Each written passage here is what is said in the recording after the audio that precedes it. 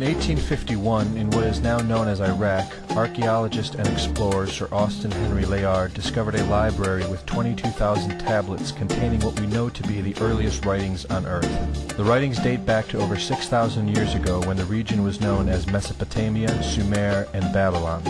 Amongst these vast writings is a story which mirrors the book of Genesis in the Bible. It tells a story of a great flood which reshaped the face of the planet Earth and all of her inhabitants. It tells a story of a tower built and the creation of the spoken word. One of these scrolls includes a star map of what appears to be a sun and its planets. The writings include detailed descriptions and maps of our solar system matching what we know today and beyond. It includes a 10th planet in an orbit between Mars and Jupiter. It is written that the 10th planet Nibiru was thrust into our solar system and collided with the planet Tiamat. The remaining bulk of Tiamat over time became Eridu, the Earth as we know it, and the rest of her became the asteroid belt. In retrograde to the other 9 planets, Nibiru took orbit around our Sun in a long ecliptic or apogee. Lasting 3,600 years, it passes between Mars and Jupiter. In recent years, based on the patterns of our known solar system, astronomers have been looking for a planet with this same orbit. In search of this planet, they discovered the planet Pluto. The search continues. According to the ancient texts, this detailed information was given to them by the Anunnaki, or those who from heaven to earth came. They described the Anunnaki as a reptilian race of gods which came to the earth in fiery ships from their home planet of Nibiru, the 10th planet. It is written that these Anunnaki came to the earth to mine gold and other elements to serve in protecting the atmosphere of their distant home planet.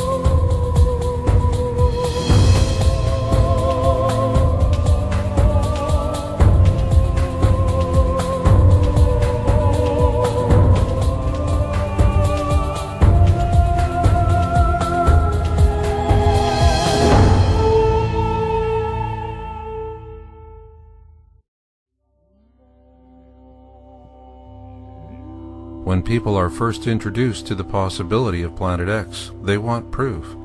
The search for Planet X actually began when early astronomers first observed perturbations in the orbit of Saturn. Through mathematics, they predicted the existence of Saturn's perturber. William Herschel, a German-born British astronomer, then used this mathematical prediction to discover the planet Uranus in 1781. Interestingly enough, astronomers soon found perturbations in the orbit of Uranus as well. Based on the perturbations observed in the orbit of Uranus, a brilliant young 19th century British mathematician and astronomer by the name of John Couch Adams mathematically predicted the existence and position of a massive object in the outer solar system, one he believed was large enough to be Uranus's perturber. Then, German astronomer John Gall used Adams' mathematical prediction to discover the planet Neptune in 1846, and as with Uranus, astronomers would then find perturbations in the orbit of Neptune as well. Consequently, the search for Planet X was far from over. When Clyde Tombaugh discovered the planet Pluto in 1930, many jumped to the conclusion that it was the mysterious Planet X that everyone had been looking for so long. However, when the mathematicians began running the numbers, It became quickly obvious that Pluto had nowhere near the mass to be Neptune's perturber. When you compare Pluto with the Earth, the math becomes self-evident. Here you see Pluto and the Earth. Pluto seems tiny because it is tiny. In fact, it's roughly 60% the size of our own moon. This is why Pluto was recently demoted to the status of a dwarf planet. Oh well, fame is fleeting, so let's refocus our attention on the critical point, which is the ongoing search for this elusive Planet X.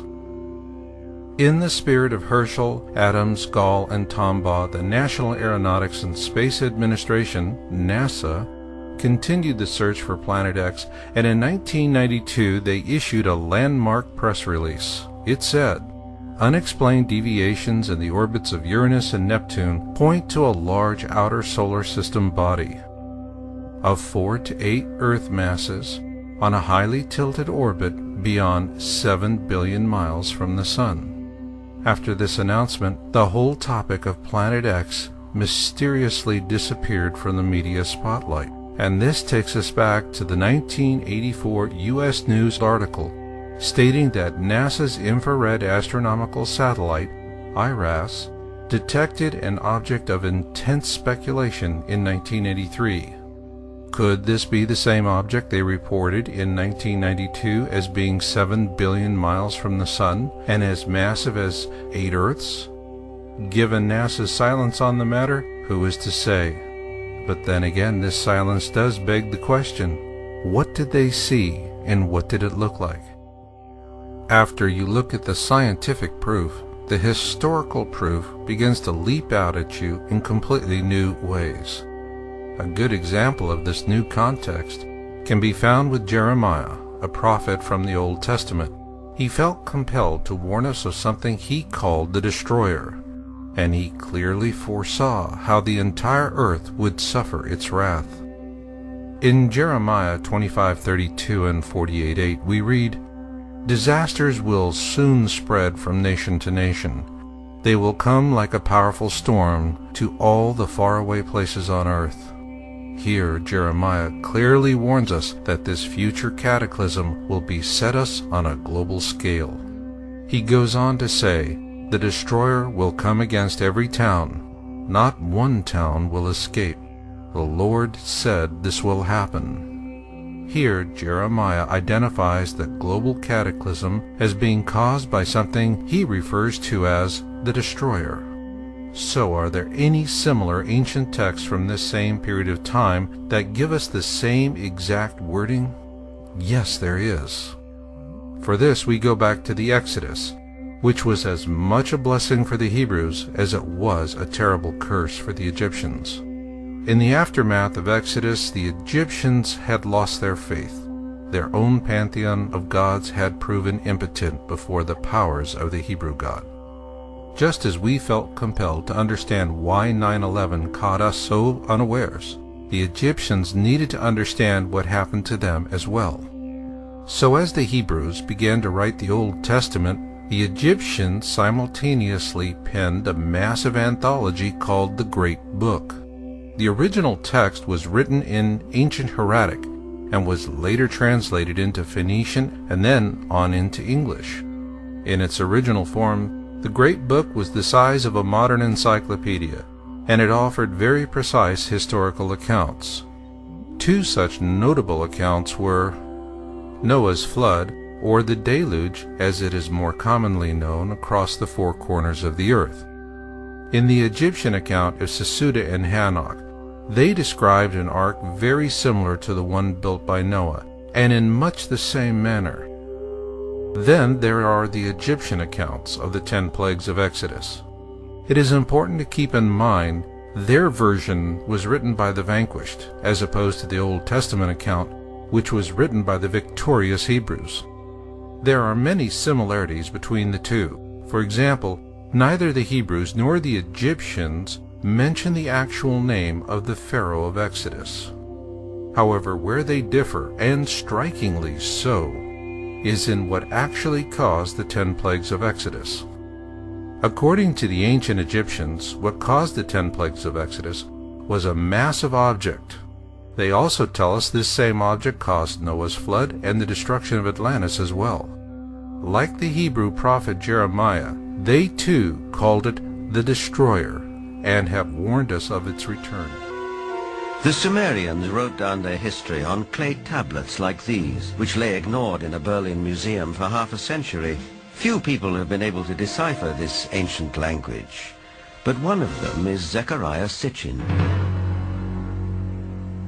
The writings and the pictorial evidence left behind by the Sumerians going back 6,000 years speak and depict people who came from another planet called Nibiru. And yet I ask you, is not an alien force already among us?